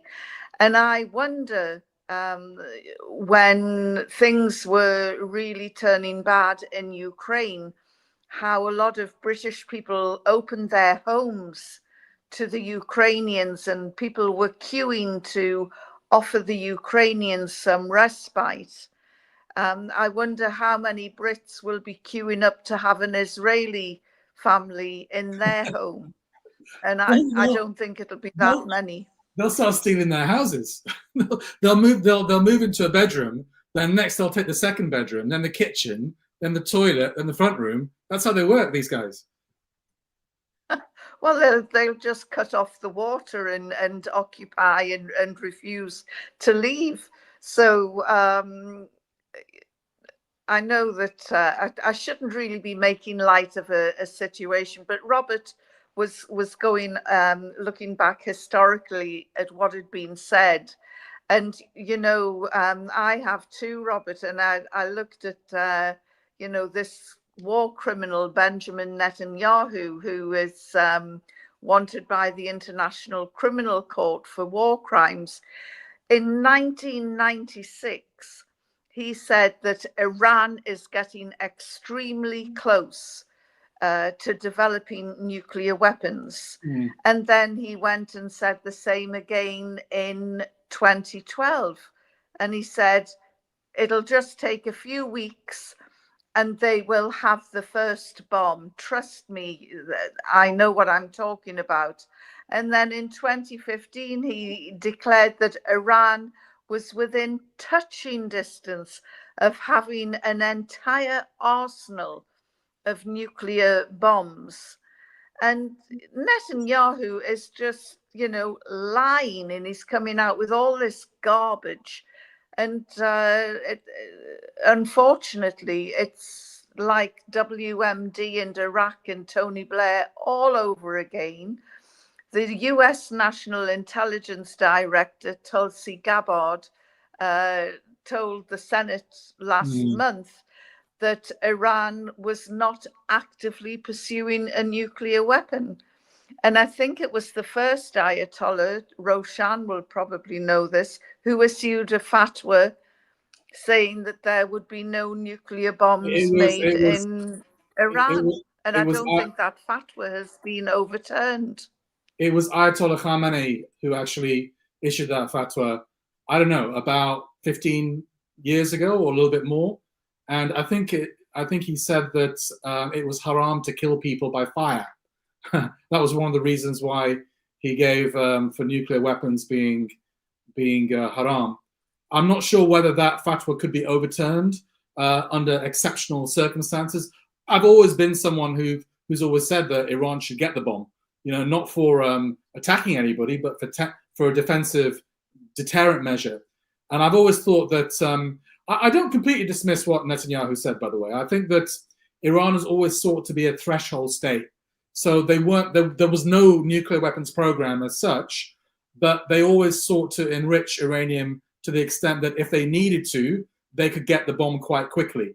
I think that has been their tactics, which I think is very sensible. But let's see what's happened now. I think if the nuclear sites have not been destroyed and they have an opportunity to race to get that bomb, I think they should. That's my personal opinion. I just don't think that there are any circumstances in which Iran would send a nuclear bomb to Israel, despite all the provocation, despite everything that they have done. But I do think that Iran is very, very close to blocking the Straits of Hormuz, which will send oil prices rocketing. So if anybody has oil central heating, get your oil now, because it's about $74 a barrel. And some people are saying it's going, if the Straits of Hormuz are blocked, it's going to be way past $100 a barrel. Some are saying $200, and one analyst was saying $400. Because this is the big crisis area.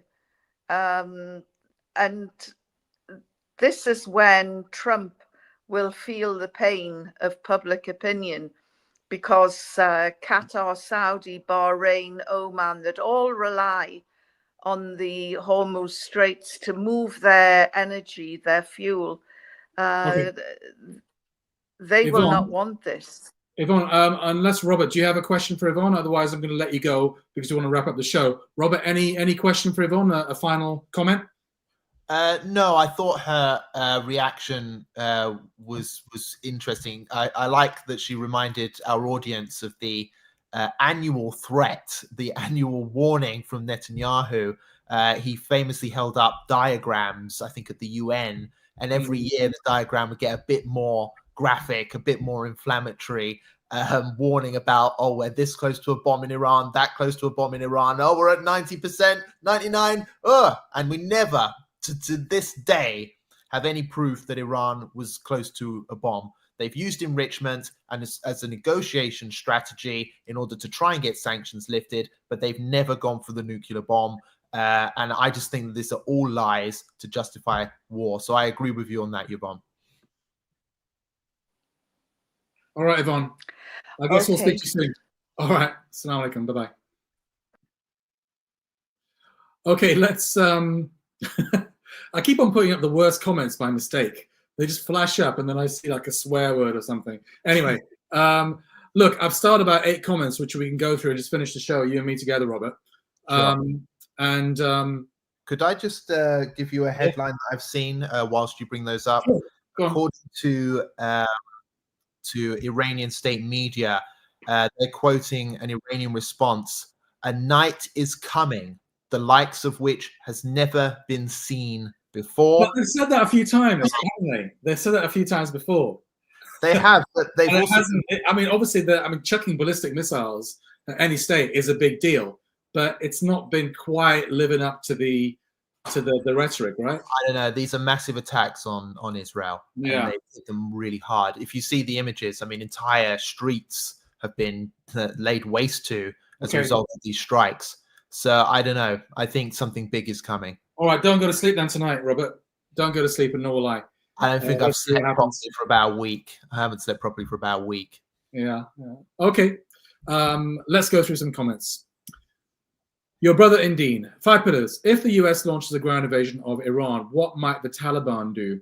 Well, I mean, I think I'll take that one, given that I've been to Afghanistan a few times.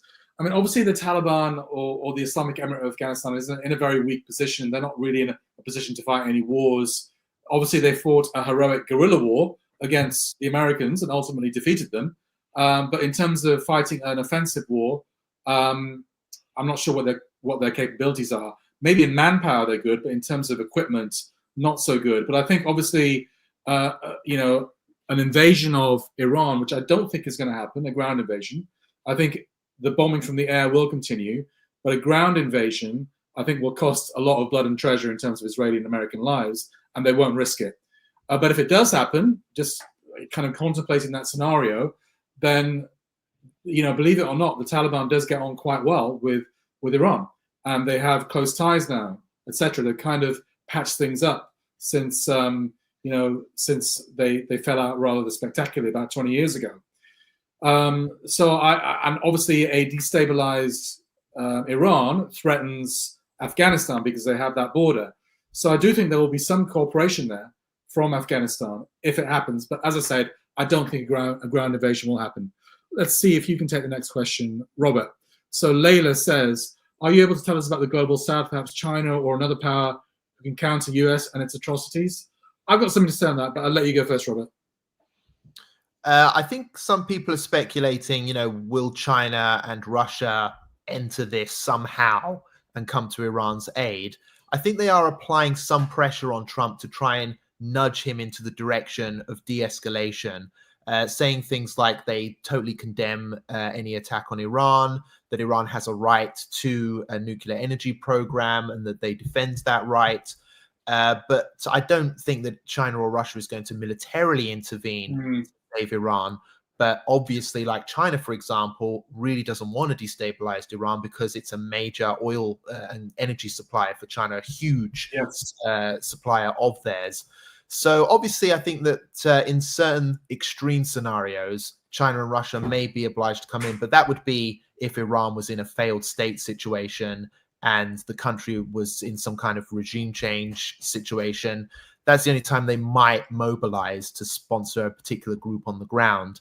But apart from that, I think it'll be political pressure and trying to push Trump away from Israel's hopes of basically regime change and attacking Iran directly. Yeah, I don't think Russia and China are going to get involved militarily, but I would say that, a destabilized Iran, let's say, for example, if the CIA and Mossad try to launch some internal coup using their assets, their sleeper cells in Iran, I think that is against the interests of both Russia and China. They need a stable Iran for energy supplies, but also they need that region to be strategic. And quite frankly, they don't need that region dominated by the US and Israel. I think both Russia and China would like some balance of powers in that area rather than one power, dominating. And especially if that's Israel, because ultimately Israel is a US proxy. So no, I don't see any direct Russia or Chinese involvement unless it looks like the government in Iran is about to fall. And then I think they might try to bolster it, but it would be a real extreme measure. And then it would be indirect involvement rather than direct involvement, maybe with supplying some weapons or something like that. Last comment from Azim, what's the possibility for Iran to focus on the data centers in Israel that would potentially impact US companies without actually facing off the US head on? And this is just a continuation of that. Will they close the Strait of Hormuz, just impact the Western ships and allow Chinese ships as the Red Sea blockade? So I think what they would have to do to close the Strait of Hormuz is mine it. And then they could, as Yvonne said, the price of oil will shoot up. I think that's the ace in their pack. I mean, I don't think they can do anything more drastic than that. And if they do that, then I think, let's see what happens. I think that would be potentially a game changer. I think Iran's cyber game is quite powerful as well. They probably can hit Israeli companies and US companies. So they have other levers in their arsenal rather than just military levers.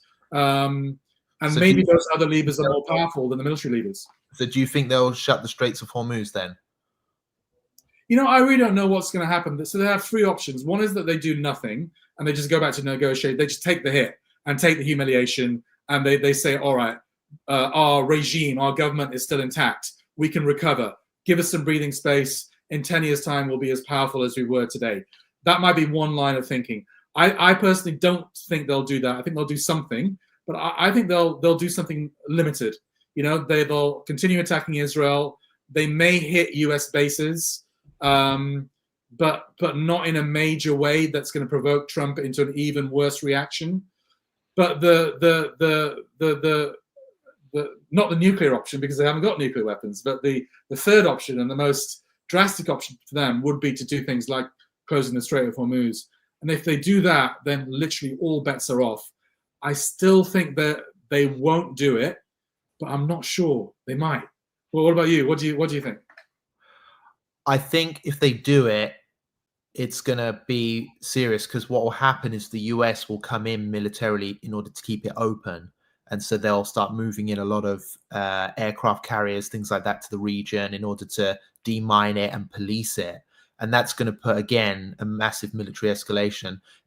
I don't think Iran wants this war with the US. Okay, it doesn't want it, but it has to respond. I think that this is going to continue escalating. And I think that Iran is potentially going to attack US targets. Now it has to. I don't agree with Batul earlier on. She said they'll just continue attacking Israel. That's it. Surely they have to respond to the US. They did respond to the US directly when Soleimani was assassinated, remember, although it was a bit of a muffled, weaker response. They still did respond directly to the US. So they have to do it. They've done it before. They're promising it will be bigger than before. So surely they'll do some kind of escalation. But the Straits of Hormuz, that would drag them into a massive war. What the Iranians want, the signals they're putting out there that Trump may or may not be getting, I'm not sure how competent he is we need a golden bridge to retreat on. And until you give us that, we're going to have to keep fighting. We're going to have to duke this out. They've said Iran is not negotiating until Israeli attacks stop. They have to stop first. Trump then attacked Iran. Okay, now Iran has to respond. Once that happens, it's up to Trump. Do you attack again? Do you escalate? Then force us to escalate? Or do you give us that golden bridge? Until Trump realizes this point and gives it to Iran in whatever way, shape, or form it comes, the fighting will have to go on. If Iran surrenders to the United States, like Trump is tweeting that they have to do, then that would be the defeat of the Islamic Revolution. That is the one thing. They can bomb Iran till time and millennia, whatever, till the end of days. But the regime will keep fighting on, because that's the whole point. That's what the revolution was about. It's about resisting Western aggression. The day the revolution and the leadership surrenders in the face of Western aggression, the revolution's done. Then the revolution will be defeated. And so they'll never do that. Trump has to give them the golden bridge, or it will keep escalating, and eventually it will get the Straits of Hormuz closure. Eventually it will. If they assassinate Khamenei, then I think it would definitely go that far. I mean, if they try to assassinate Khamenei, that's like, as you were saying in Muslims Uncensored a few days ago, he's not just a leader of Iran, he's a religious leader. He's the second most influential religious leader for Shias around the world after Ayatollah Sistani. So I think you would be getting like so-called terrorist attacks if that happens. You'll get like Shias out of their mind with rage, just stabbing people in the West and stuff like that. I'm sure that kind of stuff will definitely happen. Listen, we have it's in America as well. There's a lot of Lebanese. Well, look what happened to Salman Rushdie. Yeah, Salman Rushdie. Where did that happen? On American soil. And those kind of attacks are very hard to because they're kind of lone wolf attacks, aren't they? Motivated by political ideology. You can't stop that. And that's going to happen a lot, I think. I said this very quickly, Roshan. I said this already on the Twitter space. Iran has changed. Since the revolution time, It's changed, evolved, and until now it's something different.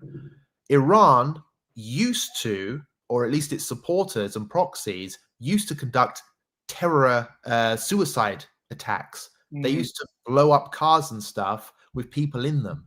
They don't do that anymore. But do you know what? If they're forced to go back to that, then they will. They will. You know, they will, if you push in that way. Right now, they're trying it. They're trying to be a state. It's amazing. Diplomacy.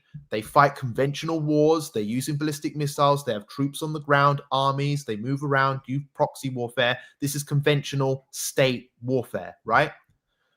If they destroy the state, make Iran a failed state, and force it back, it will go back to the time when it was bombing embassies, hostage taking in Lebanon, lone wolf attacks, suicide bombing attacks, no doubt. So if Trump really wants to go that far, I'm telling you, it will cost in serious blood globally. Robert, so thank you for coming in on your day off. Yeah, but I think it was one of those historic days. I actually got up for Fajr. I got up for Fajr, and normally I don't check the news at Fajr time, but for some reason I checked it today, and my phone was blowing up, like people saying, "Oh, the US has attacked Israel like 2 hours ago." Sorry, Iran 2 hours ago, and I couldn't sleep after Fajr. You know, normally I pray Fajr, then I'll sleep for like 2 or 3 more hours, and I just stayed up and did news stories. And rushes. I mean, to be frank, I think they've closed Iranian airspace a while ago. I would have probably wanted to go if. I don't think you can get in. I did ask an Iranian contact about that, and he said it's very difficult for a foreigner to get in now because obviously they think everyone's a spy. Maybe if you trusted, I noticed the Al Jazeera guy got in, but they're obviously well established in Iran.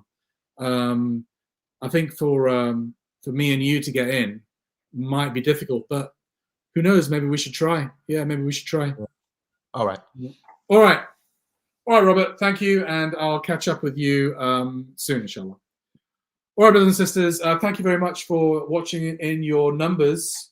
Even now, the numbers are going up, but we have to take a bit of a break because we've been working all day where we're absolutely shattered, and it might be a long night ahead of us as well. So, inshallah, we will be back in a few days with Muslims Uncensored. And if there are major developments, we may even do another live stream tomorrow night, inshallah. Assalamu alaikum wa rahmatullahi wa barakatuh.